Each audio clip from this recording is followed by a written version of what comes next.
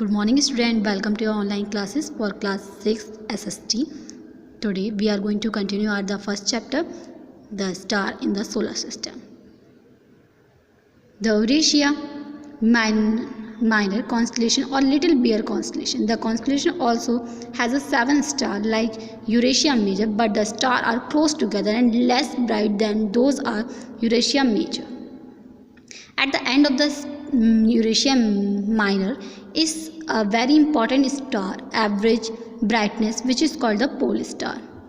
आपका जो Eurasia minor constellation है या लिटिल बियर कॉन्स्टलेशन है, ये बिल्कुल सेम आपका जो यूरेशिया मेजर वाला कॉन्स्टलेशन था उसकी तरह देखने में लगता है. इसमें भी 7 स्टार्स हैं, लेकिन ये थोड़ा इसकी जो स्टार्स हैं वो पास पास हैं, जिसकी वजह से थोड़ा साइज में छोटा है. और इसका जो लास्ट स्टार है उसे हम पोल स्टार के नाम से जाना जाता है. Planets. The 2006 definition of planet by the International Astronomical Union state that in solar system a planet is a celestial body that is in orbit around the sun, has sufficient mass as it assume a hydrostatic equilibrium nearly around the shape. According to the definition, there are currently 8 planets. 2006 में planet की एक नई definition define की गई international astronomical union के द्वारा. इसमें उन्होंने कहा कि एक प्लैनेट एक सेलेस्टियल बॉडी है जो कि सन के चारों तरफ इसके अर्थ के सन के अराउंड राउंड शेप में ट्रैवल करती है. उसका अपना खुद का एक सफिशिएंट मास होना चाहिए. और इस डेफिनेशन के अकॉर्डिंग हमारे 8 प्लैनेट हैं. The solar system. The solar system consists of the sun, the 8 planets, and the satellites, and thousands of other smaller heavenly bodies such as asteroids, comets, etc. जो solar system है आपका, उसमें सब आ जाते हैं, जैसे कि आपका सन आ जाता है, आपके 8 प्लैनेट आ जाते हैं, सैटेलाइट्स आ जाते हैं, और भी बहुत सारी हेवनली बॉडीज़ जो हैं वो इसमें आती हैं, जैसे कि asteroid, comets. Earlier, there have 9 planets, but recently discoveries have proved that Pluto is not longer a planet.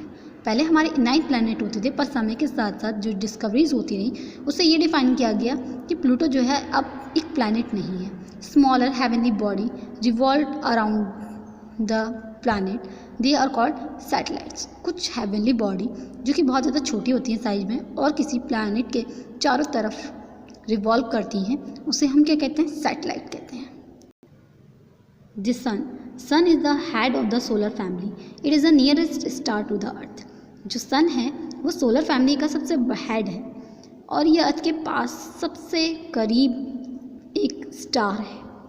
Like all star the sun is made up of hot gases. और stars की तरह आपका जो सन है वो भी hot gases से मिलकर बना है, जैसे कि आपकी हाइड्रोजन, हीलियम, जो इसकी मेन गैसेस हैं. The moving cloud of these gases is called nebula.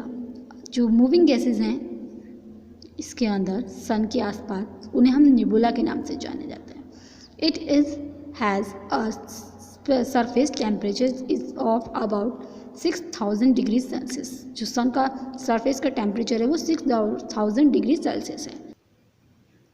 Nuclear fission is responsible for sun energy. Nuclear fission is a process in which 2 light nuclei combine to form a heavenly nucleus. Nuclear fission जो है वो सन की energy का एक source है. Nuclear fission एक process होता है जिसमें जो 2 लाइट न्यूक्लियस जो होते हैं वो एक दूसरे से कंबाइन होते रहते हैं एक हैवी न्यूक्लियस बनाने के लिए. The distance of the sun from earth is about 150 million kilometre. जो सन का डिस्टेंस अर्थ से वो अबव है 150 मिलियन किलोमीटर से. The light from the sun which travel at a speed of about 3 lakh kilometre per second take about 9 minute to reach us on the earth.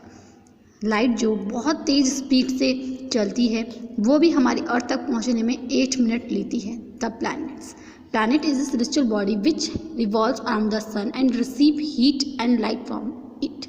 Planet वो celestial body हैं जो अर्थ के revolve around round करती रहती हैं and और उससे light और हीट को रिसीव करती हैं। All the 8 planet of solar system revolve around the sun in elliptical path known as orbit. जितने भी आपके प्लैनेट हैं वो सभी सोलर सिस्टम में सन के आसपास चक्कर काटते रहते हैं अपनी एक इलेप्टिकल पाथ पे, अपनी ऑर्बिट पे, वो पाथ जिस पे वो चलते हैं।